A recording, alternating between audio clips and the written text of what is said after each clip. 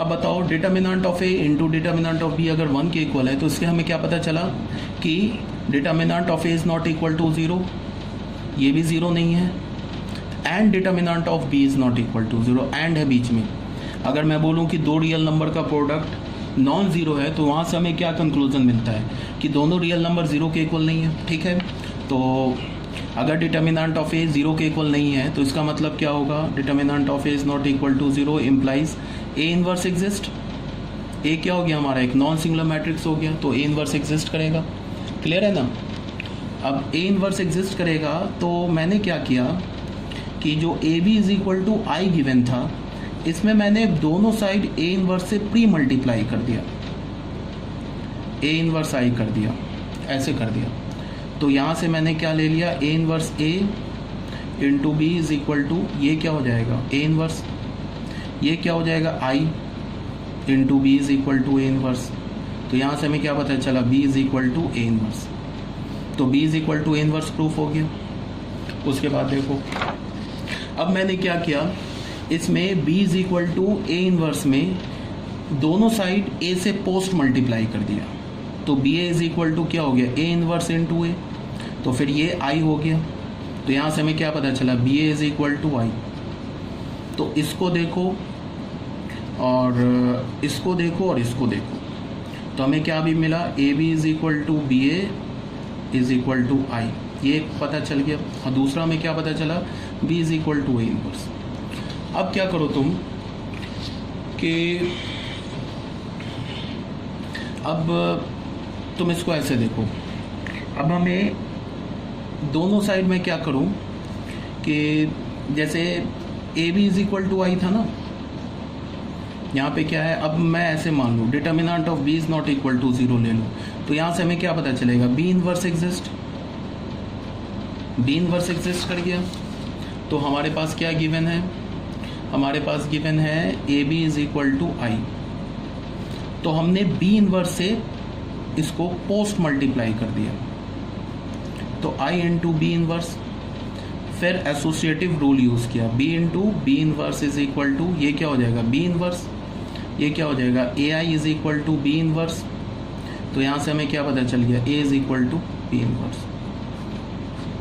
ठीक है, तो देखो इसको माना फर्स्ट इक्वेशन, इसको माना सेकंड इक्वेशन, ठीक है, इसको माना मैंने थर्ड इक्वेशन, इसको माना मैंने फोर्थ इक्वेशन।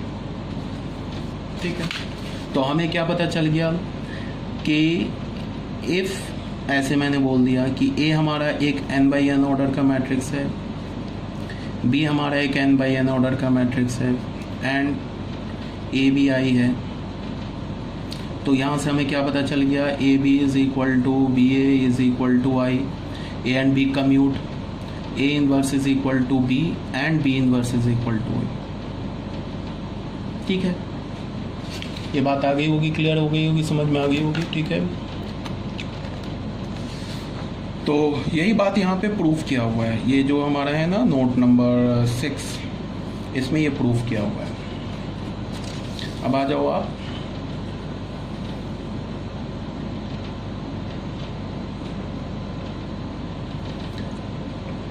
देख लो, ये प्रूफ है इसका, ये सब जो मैंने किया है ना प्रूफ है यहाँ पे।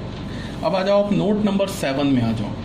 नोट नंबर 7 क्या बोल रहा है, नोट नंबर 7 बोल रहा है कि अगर if A B is equal to null matrix, A B हमारा नल मैट्रिक्स है, and any one of determinant of A and determinant of B is not equal to 0, then A B is equal to B A is equal to null matrix, A and B commute. इसका क्या मतलब है, तुम ऐसे देख लो, इसको क्या बोल रहा है कि ये देखो तुम,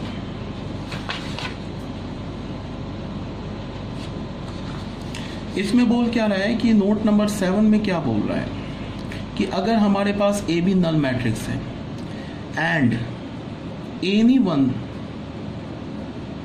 ऑफ ए एंड बी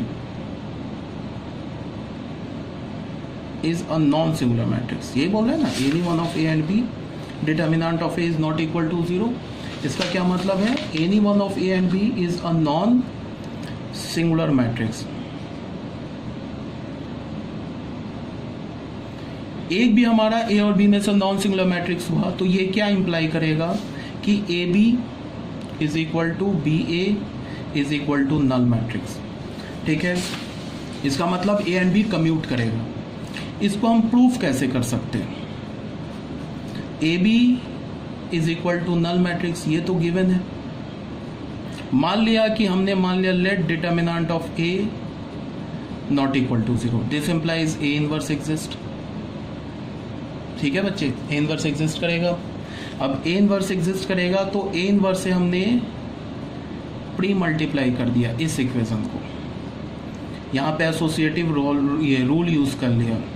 ये हो गया नल मैट्रिक्स। ए इनवर्स ए क्या हो गया? आई, तो आई इंटू बी हो गया नल मैट्रिक्स। तो यहाँ से हमें क्या पता चला? बी नल मैट्रिक्स हो गया।